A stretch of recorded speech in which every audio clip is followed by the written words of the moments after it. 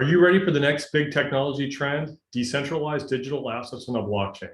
Thanks for joining me to learn more about non-fungible tokens, NFTs, what they are and how they work. I'm very passionate about this subject and want to share with you impacts your industry and potential opportunities. So let's get started. As you guys know, I've been in the industry, the technology industry, for more than 25 years. I programmed my first computer program on an Apple IIe when I was about 12 years old. So I've been in technology my entire life. And also joining me today is Ryan Swenson. He's a senior at University of Texas, Dallas, and he is quite the expert on NFTs, and we'll be sharing with you guys some research that he's performed this summer, a SWOT analysis on NFTs, and get his feedback, as well as he's going to give us a demo on how to buy and sell. So again, let's go ahead and get started. I want to start with a simple story that kind of illustrates where we've been and what NFTs are, and then we'll dive in a little bit more. But I think everyone on this phone call is in about the same age bracket, and so the old world is the world that we grew up in. And the example, the story is buying and selling a pack of football cards, and how we used to trade those cards. So we used to go down to the Ben Franklin or the Walgreens or whatever store was selling, and we buy a pack of football cards with a piece of gum in it, and unwrap those 12 cards, and those cards would then be in our possession, and we would use those cards. We would flip through those cards and we would trade those cards with our friend. And if you went down to and bought that pack of cards, that card, you were the owner of that card. But things have changed in the real world. So anyway, so that's how things were. In the new world, in this NFT world, you still buy football and baseball cards, but now it's all digital. The things that you buy are online. These football cards, they might have some motion to them, but at the bottom line is that they're just JPEGs, and you can trade them with anyone.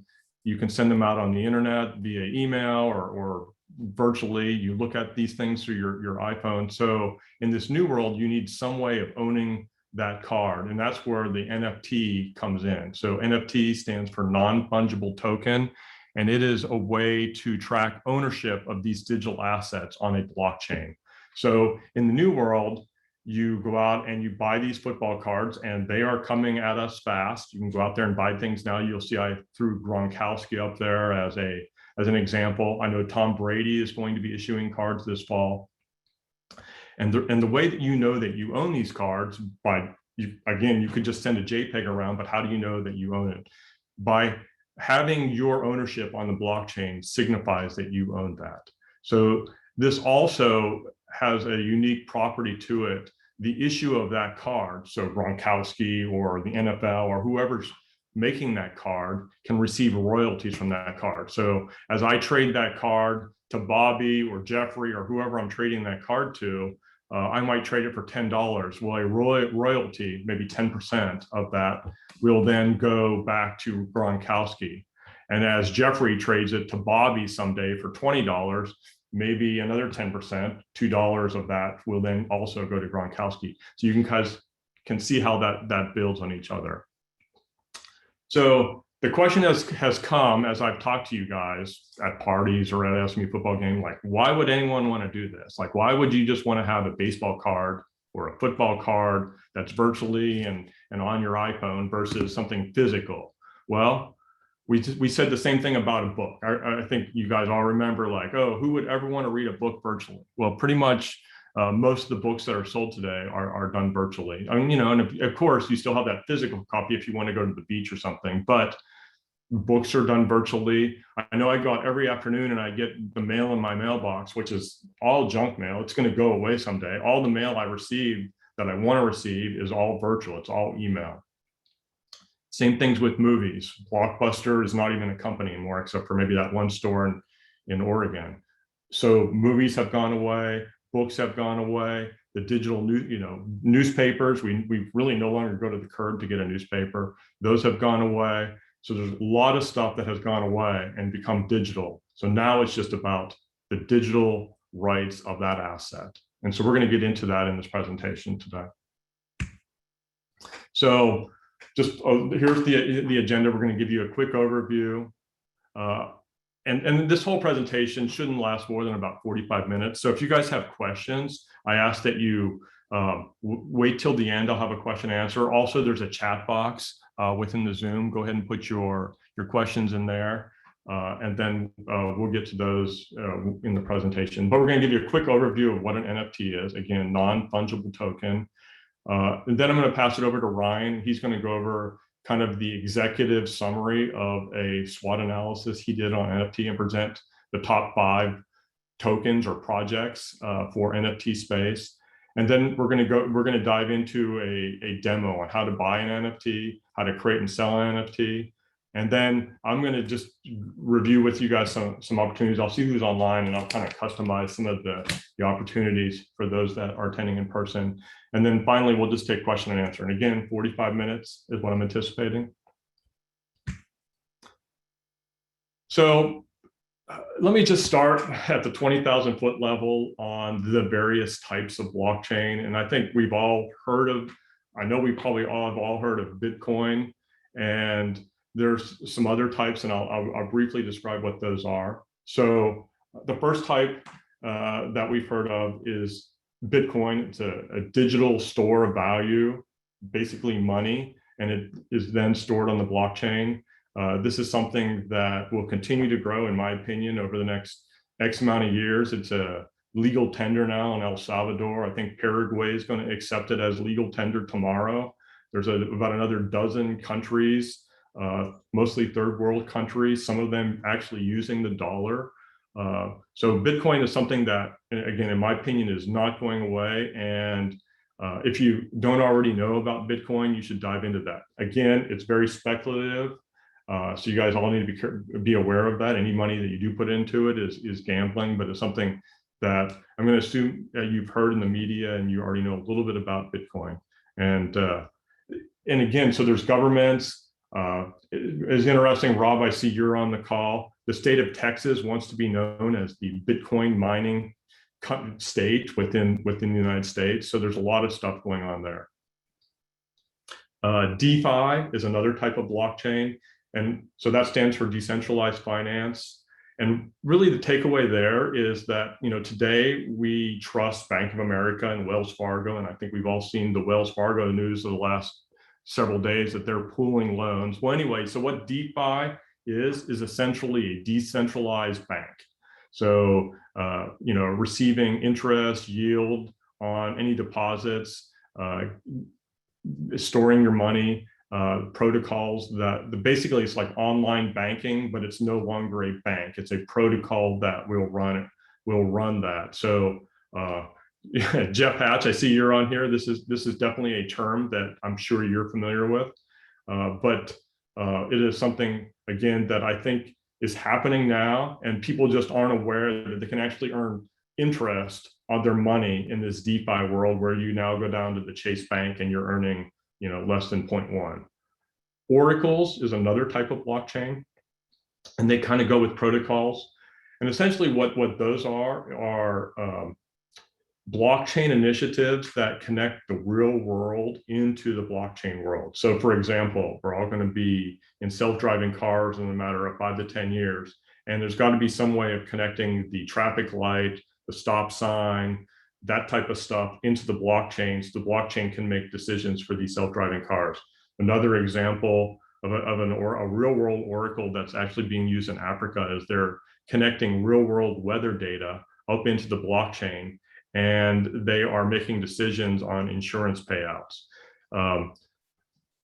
Oracles are another big thing. If you follow Mark Cuban in the Dallas Mavericks, he's using some Oracle protocols to upload the scores of Mavericks games. So then he can make decisions on giving people collectibles that might have attended a game where maybe the Mavericks won a playoff game. And then after that game, the Oracle will upload that score of the game. And then Mark Cuban is then able to make some kind of a collectible to every fan that attended that game. So again, a lot of stuff's happening in that space. In the upper right, you'll see CBDC. It stands for Central Bank Digital Currency. Again, this is something that's coming down the pike, but fairly quick. There's a little bit of controversy in this, but basically what a CBDC is, think of a digital dollar, a digital yuan, a digital euro. So already in China, China has already issued and is already testing a digital yuan. And I know MIT secretly is working on it, or the Federal Bank of the United States working on a digital dollar. Now, again, there's a lot of controversy in CBDCs, and you're going to hear a lot about these in the news because it does take a lot of privacy away. Basically, the government or the central bank will be able to track everywhere that you spend that digital dollar. Now, some people may say, well, we already have Visa and MasterCard, and we already do most of our dollars electronically. True, we have electronic dollars today, but the back-end systems are really dysfunctional, and the money that the Fed is trying to give out to citizens doesn't go directly to citizens. It typically goes through a bank. So CBDC is something coming down the pike, even in America. You guys will see more and more of this. There's a lot of talk in Congress about this right now, but it has not been announced. But I do know that they're working on this at MIT right now to get this rolled out. So it probably already exists, just is all policy at this point. And then another type, there's plenty more types to discuss, but a stable coin. And this is basically a decentralized way of matching the currency. So for example, a stable coin might match the US dollar perfectly down to the dollar. And so why would anyone want a stable coin? Well, they trade in and out of Bitcoin, they trade in and out of Ethereum, and they want to go to something stable, but not necessarily the US dollar. And then finally, that takes us to where I want to chat today, and that is this NFT, again, non-fungible tokens. And in the next couple of slides, I'll kind of go with some examples of what those are. But this is basically a way to record digital rights and ownership. It allows for owners to collect royalties, and it is, again, all stored on a blockchain. So kind of just some examples, what is non-fungible token versus a fungible token? So if we look at a $1 bill, it equals a $1 bill, and that makes it fungible. If we look at storing real estate on a blockchain, one house, because of the size of the house or the area the house is in, does not equal another house. It is something, there's something unique about one house compared to another house, where $1 again is equal to $1. We don't care. They're pretty much exactly the same. I mean, some of them may have corners cut off of them, but essentially the value of $1 is equal to $1. One Bitcoin, again, is equal to one Bitcoin. There's really no difference there when we look at more of a digital asset instead of a dollar. But then we go over to like the art market and we look at various pieces of art. Again, they are unique. There's something special about them. They're limited in scope. And so one piece of art could be real world art, it could be digital art, does not equal another piece of art. So there's something that makes them limited or special about that piece of art, or that baseball card, football card, whatever it is, there's something unique and limiting. Now, if we had a Gronkowski card and there was the same Gronkowski digital card could just be given to anyone, well, that's today called a JPEG, and that's the way it is. And that's why we've been dealing with the internet and JPEGs and GIFs and PNGs or whatever the digital file is we've been dealing with this since the internet's been born. There's nothing to differentiate one JPEG from another until we put it on the blockchain and we call it a non-fungible token or a non-fungible asset. And then we can provide some uniqueness there.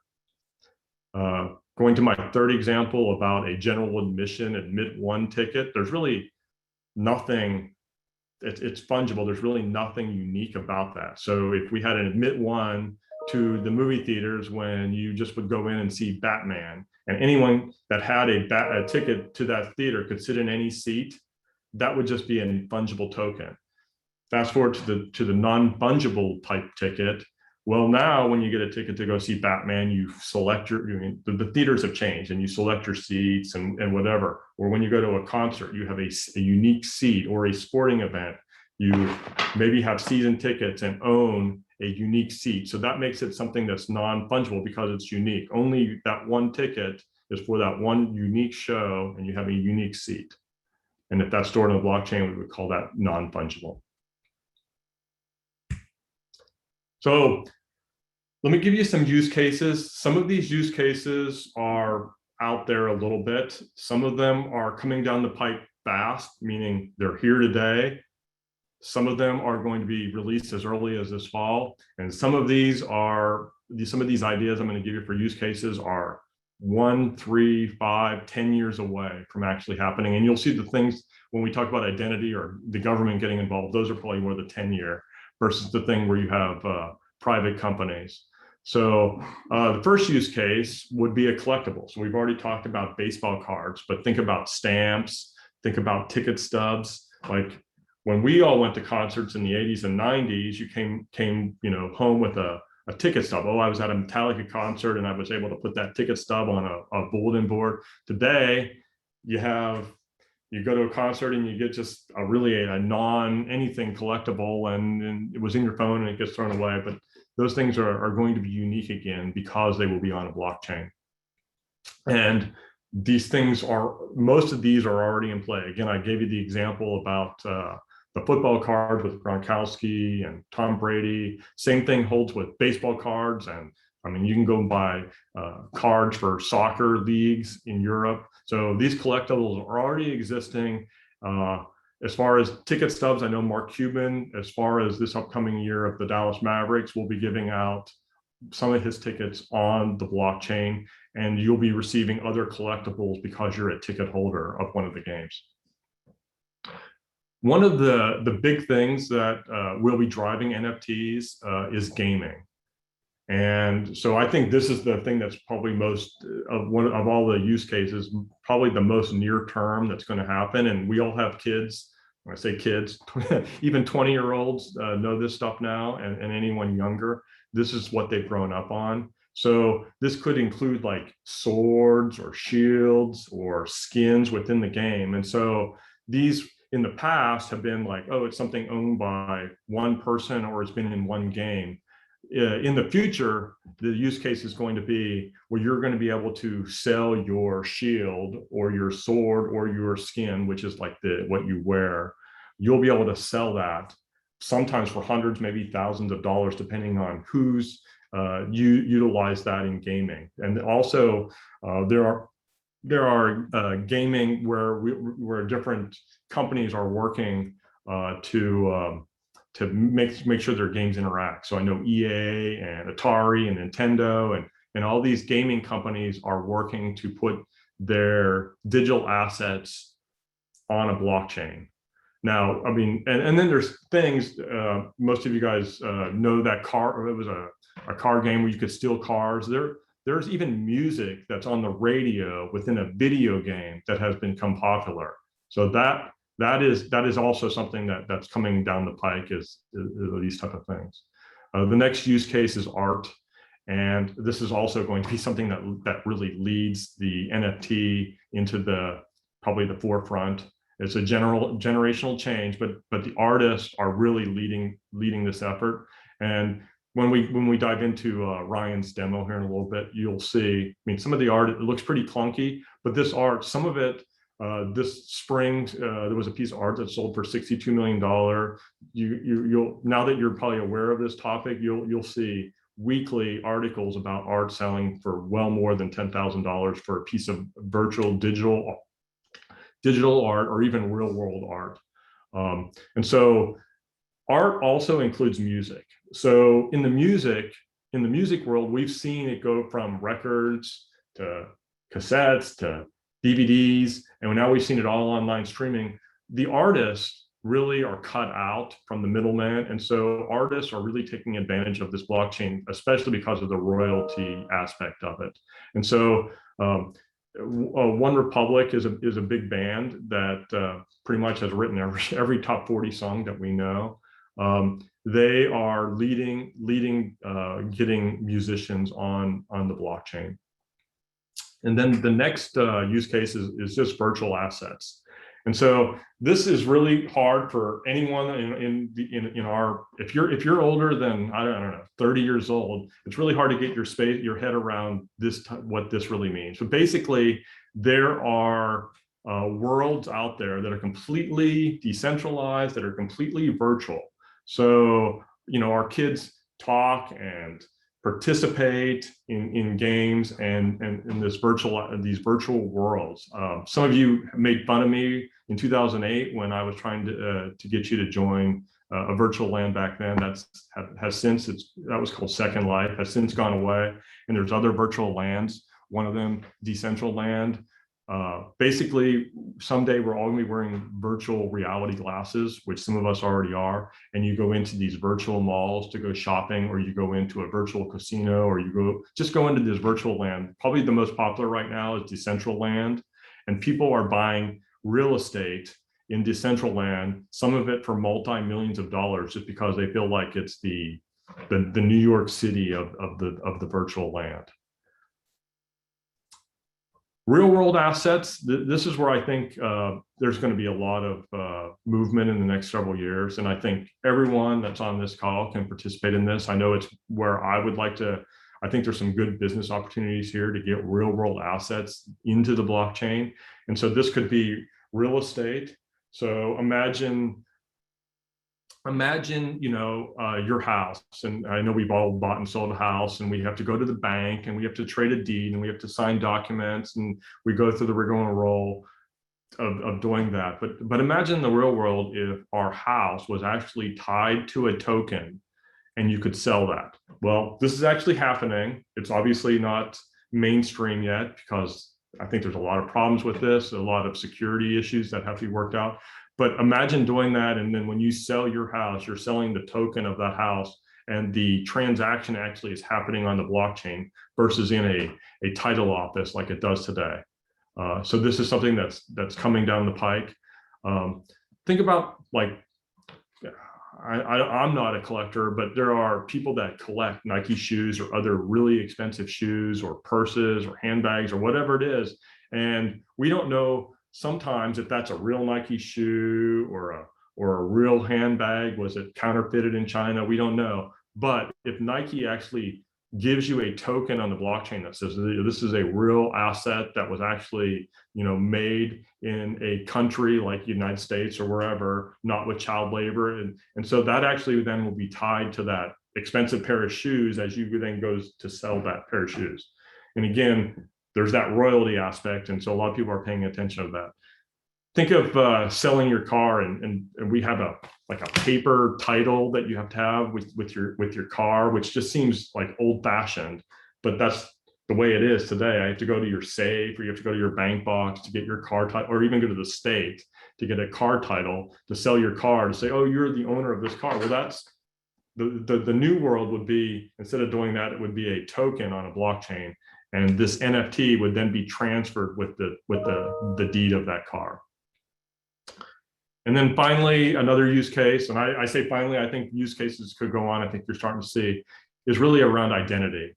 And this could be personal data, it could be driver's license. Again, we have a driver's license that's issued by the state. It's basically a piece of paper, and I've seen people, with fake licenses, and it's hard to, Texas doesn't really, their system doesn't really communicate with like New Mexico or Arkansas or whatever state.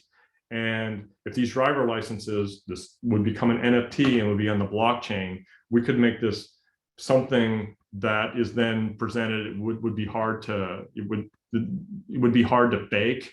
It would be something that would be open if you traveled internationally or even traveled to another state.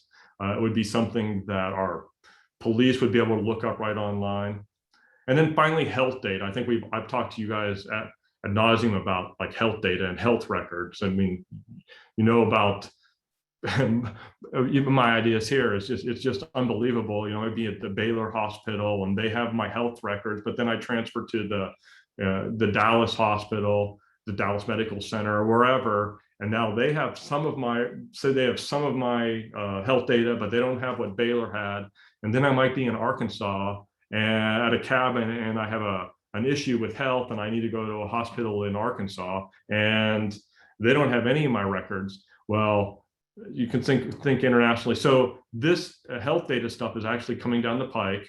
India right now actually has a very good model. I think it's going to be a while before we adopt anything like that in America, and it will probably be done by third parties. So really a good opportunity for anyone online to do that.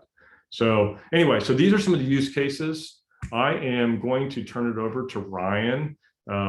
This summer, he performed a really detailed SWOT analysis, which we're not going to go into today, but we'll provide that to you on email after this, so you guys can dive into this. But these were really the top, really ones that we identified out of hundreds. And so there's just so many NFT projects that are out there. The statistics are not real assuring. Some of them are saying this is like, this is like early 90s in the internet world. And so some of these are going to disappear. Most of these are things that you can invest in, which we're not going to get into today. But I'm going to turn over to Ryan right now to go into that, and then we're going to dive into a quick demo before we take questions and answers. So Ryan. Thanks, Chuck. Hi, everybody. My name is Ryan Swenson. Like Chuck said, I'm a senior at UTD, and I've been working with him this summer to research different NFT projects. My generation has grown up with iPhones, and my friends and I meet virtually all the time. I even watched a full 4-hour concert last week virtually with some friends. So I offer a unique perspective on the NFT space. I'm going to briefly talk to you a little bit about our top 5 NFT projects. These projects that I've chosen have the potential to become huge in the years to come. All right, so our first pick is Engine. Engine is a software that gives developers the ability to create and manage virtual goods on the Ethereum blockchain. One thing that I really like about Engine is that they're working to tokenize real estate assets as NFTs, and they're also working to remove the expensive transaction fees that are associated with using Ethereum. Our second place choice is Chiliz. Chiliz is a currency option for blockchain-backed products and services geared towards sports.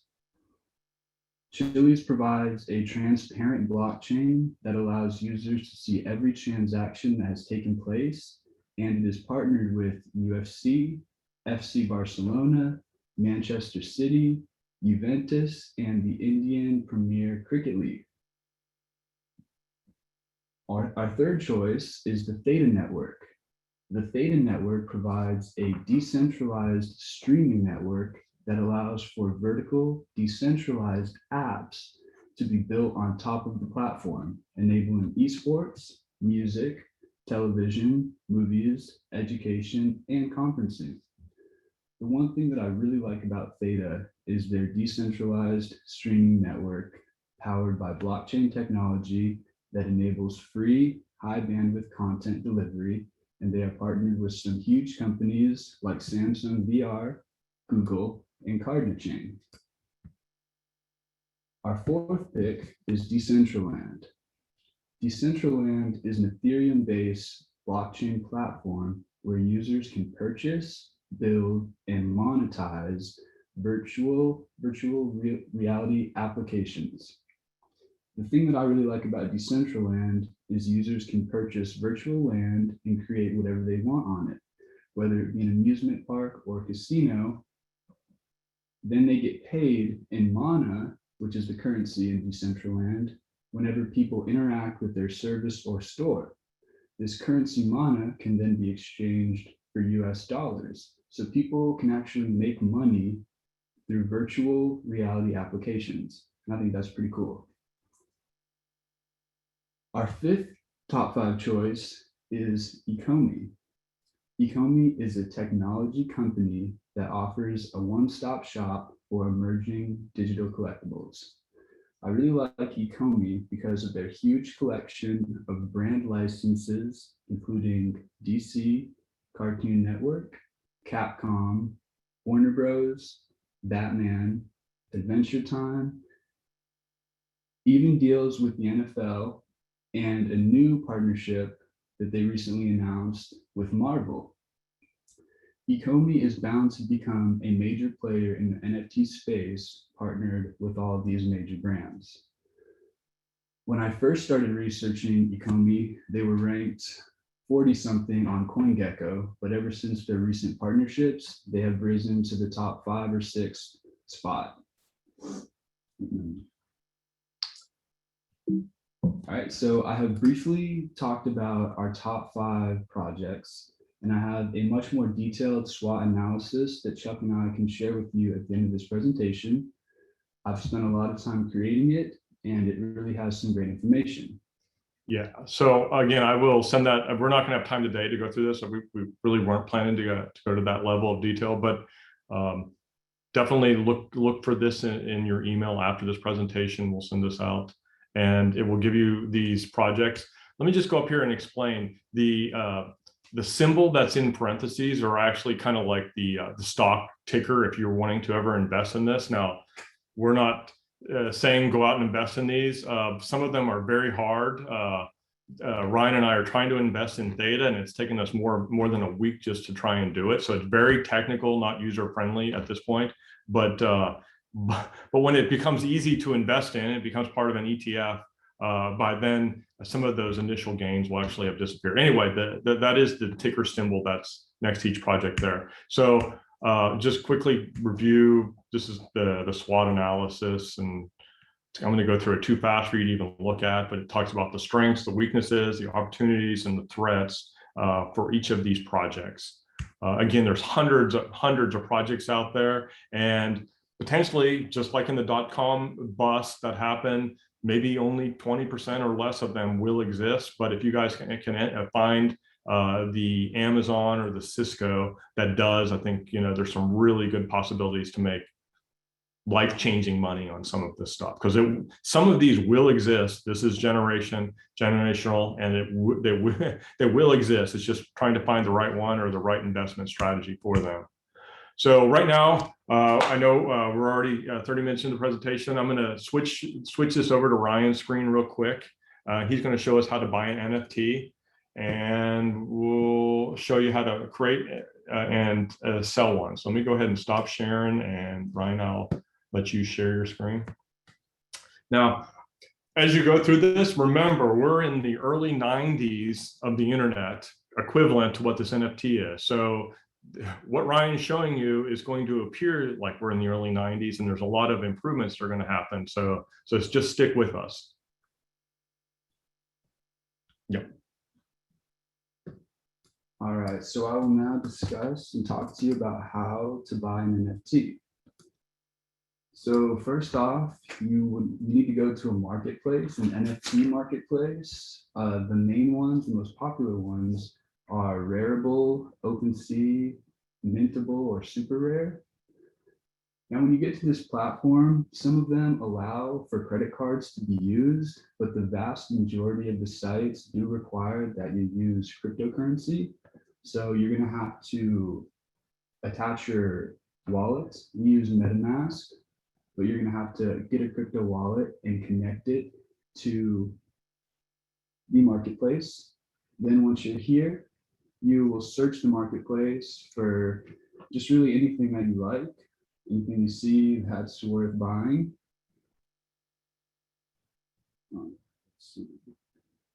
So just for people that aren't aware, like these prices are all in a cryptocurrency called Ethereum. And right now, one Ethereum is equal to about, I don't know, $2,100. So when you see 0.01 Ethereum, I think that's equivalent to, I don't know, was that $40? And so this piece of art, yeah, 0.01 Ethereum. Let me do the math on that, Ryan. This is about a 20. So this this piece of art, which is a Kit Kat hash sign, is about $21 in Ethereum. So, which is kind of a lot, but yes. So once you find something that you would like to buy, you're going to go over here and click to buy it, and you're just going to pretty much follow the steps that come. Let's see. And you guys can't see this. Yeah, we actually can see your, Oh. can see your MetaMask Oh, wallet. okay, Yeah. so it does pop up. All right. You can see here my MetaMask wallet. It's the thing that popped up right here. Now, before you hit confirm, I just want to explain something that that people need to be aware of. So the chocolate, whatever, this hash sign piece of art that we're going to buy was $21. You now are going to see something called a gas fee. This is a transaction fee charged by Ethereum. One of the things that you may read about Ethereum as one of its downfalls is its expensive gas fees or its expensive transaction fees. It is actually going to cost us $19.51 to actually buy this, in addition to the price of the art. So overall, this piece of art is going to cost us $40. Well, this is a real problem that is aggressively being worked on. There are some changes that are coming out later this summer and slated for next year that will reduce this gas fee. And essentially this gas fee is going to get down to fractions of a penny. Right now, it's obviously $19.51 for this kind of cheesy piece of art is ridiculous. But what we wanted to show you guys how we do this. And if this is a $62 million piece of art, the transaction fee would still be $19. So now it becomes a lot more, palatable, but wanted to show you that before Ryan hits confirm of this sale. Okay, we confirm that. And there we go. We have successfully purchased a chocolate hashtag.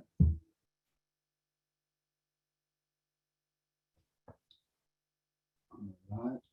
And so now I'm going to show you how to create an NFT. Now, some people might think that you need like an original image or something, but it's a lot easier than that. You could really just go outside and take an image of pretty much anything, and you could convert that to an NFT.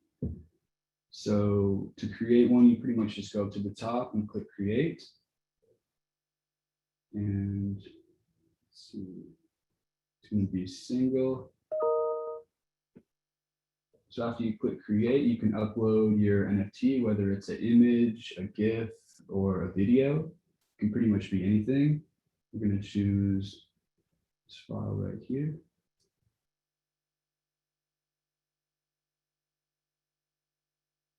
And this is just a photo that I took last week.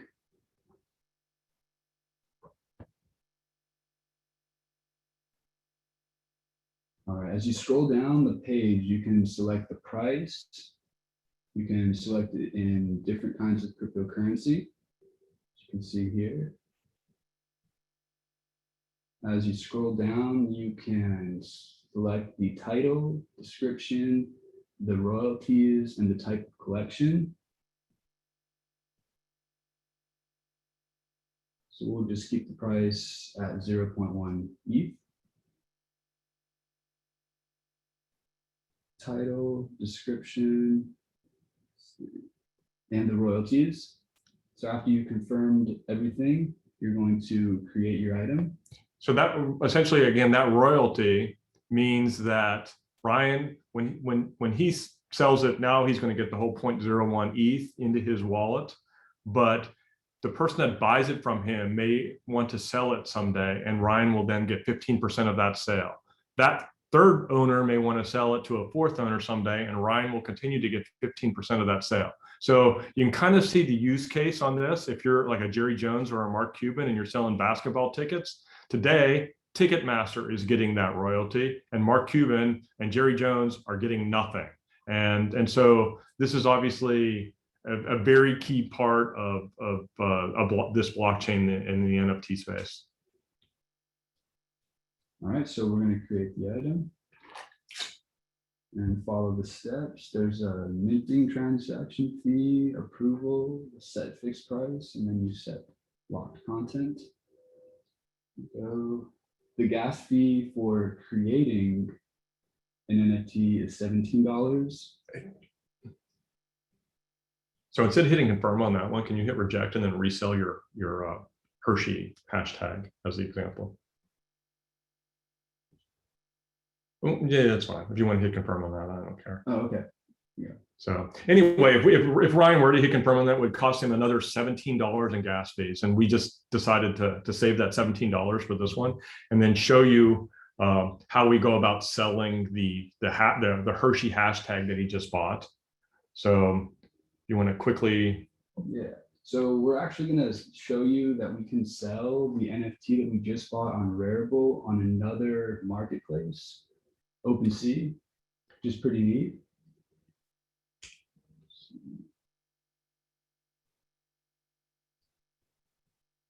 So in the background, that Hershey hashtag is actually on Ryan's wallet.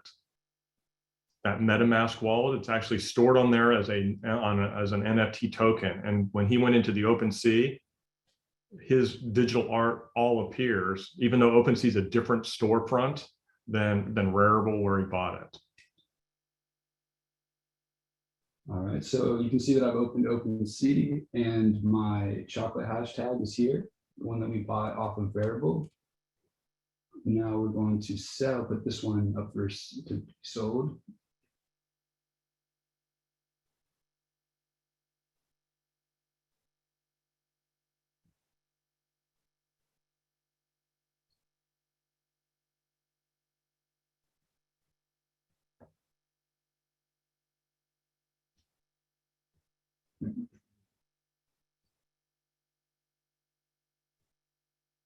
And then right here, you can just go through and select everything in price, quantity, privacy.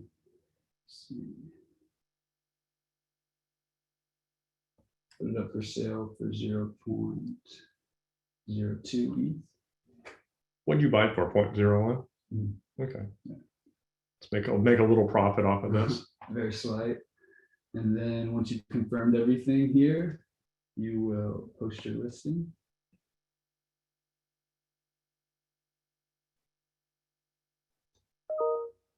MetaMask is going to pop up again.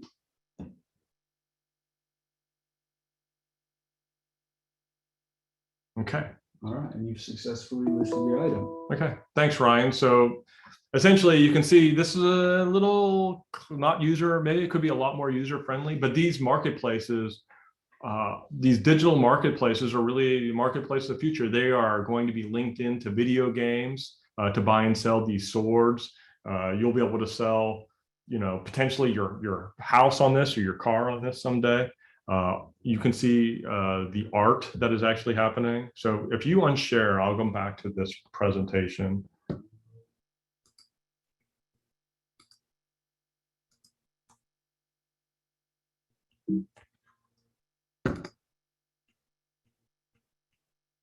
So that was kind of the little demo that we wanted to give you guys. But again, your takeaway from that is probably the same takeaway. It's kind of expensive, but those fees are going to come down. It's a little user unfriendly, but that's all getting improved as we speak, month to month. Better improvements come out on these things. Again, we're very, very early in this space, but even starting this fall, you're going to be able to buy and sell Mavericks tickets on a marketplace like this. And there'll be other collectibles that will be associated with those tickets. So in the last few minutes, if you guys want to think of your questions, let me just give you some potential opportunities that exist. And I just wrote these down because there's just so many of them. I don't want to get you guys. So I think everyone on this call is interested in college football. So let me talk to you about how this is interesting with college football. So everyone's probably aware of NIL, name, image, likeness. Essentially, college football players can get, or basketball players or women's soccer players can be paid now. But there are some stipulations. You can't pay for play. So every university that I know, and I know SMU is one of those, and I know University of Texas is another one, is they are, as an athletic department, working with all their athletes to help market themselves. And in addition to marketing themselves to be like on the cover of an EA Sports, they're actually working with these players to make digital art, digital football cards, digital basketball cards, whatever it is, of that player. And I've seen some great art come out, from some of these players, but they're going to list as early as this fall, no, for sure by this fall, if not already, you can go out there and find stuff, that these players are out there selling their wares, their art, their collectibles, their digital asset that gives them the NIL legality, and anyone can go out there and buy this stuff. So one potential thing that could happen as early as this fall is, let's say Dicker the kicker makes a big field goal for University of Texas, and all the alumni rush out to buy, his limited football cards on Rarible or OpenSeas. Definitely something, definitely legal, definitely part of the thing. So there's definitely some opportunities there. I don't see any consultants on the call, but working with these athletes to get this up is something universities is already helping them with, but I'm sure there's other opportunities, consulting opportunities there. We've already talked about real estate. Again, it's going to take a long time because if I go out to buy a $500,000 house, I want a little bit more assurances on that token is mine that I get through the bank today, but it's happening. Again, artists and songwriters and rock and roll stars and musicians are leading the charge. So we're going to see a lot more stuff occur there. And I know there's going to be a lot of consulting opportunities that exist there to help these artists, musicians get their wares into these NFTs and market space. But it's pretty easy, and most of them have already figured it out, but there's definitely some consulting. Now, if we just look at industry, if this was, I think some of you guys know that I helped deregulate the state of Texas electricity. If this stuff existed back in the year 2000, when we were setting this up, it's unbelievable the amount of hoops and inefficiencies that we had to go to from just a trading partner. So like TXU would trade with like Duke Energy or Gexa Energy or whatever. And we all had our personal databases, siloed within, Gexa had their own personal database, and TXU had their own, and Encore had their own database. Well, we really just wanted to share information about the consumer, the easy ID that belongs to every one of us, and when we move in a house and when we move out of a house, and who turns the electricity on and who doesn't, and just trading. And if this stuff all existed in the blockchain as an NFT, it'd be so efficient and so easy to set up trading. And so that was one on the utility. There's a lot of security that goes on with these blockchains and metering. So you have all these meters that exist. Well, maybe Encore owns a certain amount of meters, but that's kind of under their purview or under their personal database, where if that metering information was in the blockchain, all the various trading partners could take advantage of that. It would be more secure. I think there's a lot of carbon credits that are handed out by our government. These things could all be managed much more efficiently if we were on the blockchain. I thought about, what about how's this going to improve the airline industry? So, if I'm Southwest Airlines or American Airlines, I'm probably not going to issue my ticket on the blockchain. I issue a ticket for my flight to San Jose, California, and I probably keep that within my database, within my company. But I can definitely see some possibilities of things like, maintenance for airplanes, again, trading partners all being on the blockchain. And so this stuff just makes it a lot easier to transact with airports and flight data and aircraft traffic control. If this was all on the blockchain as NFTs, it gets rid of that whole really just inefficient architecture that exists today with databases being behind firewalls. And this stuff just makes it more public if it's in the blockchain. Investing. I think there's obviously an opportunity for all of us. I'm not an investment advisor. I think some of the people on this call are. So those tickers that I gave you are definitely worth looking into. Again, this is kind of way out there investment. It's almost like maybe a little bit like gambling, because the amount of companies that potentially are going to be failing. But there will be an Amazon, there will be a Cisco, there will be a Google that comes out of this space, I promise you. So that pretty much wraps. I could go on and on about the various opportunities, but I think I'll save that for the next time I see you guys at a party or at a football game. So just the key takeaways today of we went over what a non-fungible versus a fungible token or a project is. We went over that there are some real world companies and real world venture capital firms that is being sunk into this space. So, please look into that. and then you saw how clunky the process is and how much room it has to grow. So with that, I don't see any questions. If you guys want to unmute yourself, definitely do that if you have a question, and we'll take them here for the next couple minutes. Otherwise, I'll just pause there if there's any questions. Hey, Chuck, it's Baker. How are you? Yeah, hey, Rob. Good. Thanks for Good. joining. Hey, well, Chuck and Ryan, thanks for putting this together. It's really informative, and it's a lot of data. Yeah. Let me just throw something out there, because you guys obviously are going to know more about this than I do. But corporate finance guy here. My company owns 32 companies, and we are just battling about every other month some sort of cyber attack, some sort of ransomware, some sort of really challenging IT side when we're just trying to run a business. So, Yeah. I've gone and bought my little Kit Kat art and all that sort of thing. Well, how do I know that someone in Nigeria isn't going to take my Kit Kat thing because of all the encrypted security that this may or may not have? You know what I'm saying? Yeah. So that's a good question. So blockchain really was about from after the financial crisis in 2008. There was a number of blockchains. Really, Bitcoin was starting that, and one of the big, the real world tests is that Bitcoin has never been hacked. Third-party entities have been hacked trying to take your Bitcoin, but Bitcoin itself has never been hacked. So I think it's pretty well proven that the security on the blockchain is definitely very secure. I think someone said, like, if you were to hack in, so when you set up, like this MetaMask wallet, we didn't show you how we set it up, but Ryan has a series of words that encrypted it. In order to break into his wallet, it would be like winning 3 lotteries in a row. So I think the industry itself, not saying it can't be, Rob, but I'm saying that the odds of that actually happening are very, very slim.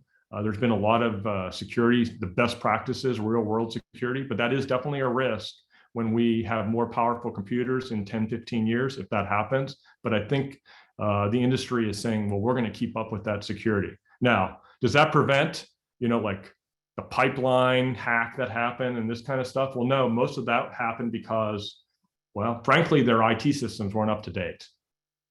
And so there's nothing blockchain can do to prevent their systems from being up to date. But as far as your digital currency on the internet, you're on the blockchain, these digital assets on the blockchain, I think it's going to take years for people to feel comfortable. Think about how long it took us to use a credit card on Amazon. Like, I know I didn't want to put my credit card data out there. Well, several years later, 10 years later, 5 years later, we all put our credit cards out there. So I think the industry will continue to evolve, and you'll see, more and more comfort using this Web3 type technologies. Any follow-up to that, Rob? Chuck, that not a follow-up to that, because I think you're right. I mean, I think technology gets better and better, but so do the hackers. I think, and this is more of a comment than it's a comment meant to say, let's watch to see how this develops. And it's really around the sports aspect, meaning the paying of the college athletes, as well as professional athletes and all. But it's kind of like in the movie Armageddon with Bruce Willis, where he's chastising NASA to say, you guys are NASA. You guys have rooms full of people thinking shit up, and that's what they do. The IRS is the same thing. The IRS is such a weak organization, but at the same time, they've got an entire team right now sitting there watching the NCAA and trying to figure out, okay, how do we go and enforce taxability of earnings of digital, ventures like this? And I guarantee you, no one in the room at the IRS has any clue whatsoever. But they want to get their knee hooks in it. They want to be able to say, hey, John Smith, wide receiver for Middle Tennessee State, I still want to tax that $15 you got from one of your backers. But right, any comments on something like that? I agree. I mean, I think the IRS, they already have a team of people looking into this. I mean, they obviously, because the financial stuff, like Bitcoin and Ethereum, have been around for quite a while. And you're right, the IRS wants to figure out how they get their revenue from that. Now, the SEC has a leader. His name is Gary Gensler. He actually came from MIT and taught a class on blockchain. He is very, very obviously knowledgeable about this space, but he's got a lot of work to do. I mean, I don't see the US banning this like maybe China is trying to ban it. But as China banned it, they're actually seeing a higher usage percent. But you're right. How does the IRS get their hooks into this? Well, they do have their hooks into this, but the $15 thing on a decentralized platform to some wide receiver from Middle Tennessee State, good luck. You know, if I'm the IRS, good luck. But I'm not saying it can't be done, but yeah, good luck. So, okay, any other questions? Okay, again, Ryan and I appreciate everyone joining us today. We've recorded the session for those that aren't able to attend. We'll put it out. We'll get the SWOT analysis and the recording out there. And when I see you guys at parties or the next SMU game, I would love to continue this conversation. I just think there's a ton of opportunities here in the future, both consulting in the industry to get a job, but also maybe some investment opportunities. So again, I appreciate everyone joining, and you guys enjoy the rest of your day.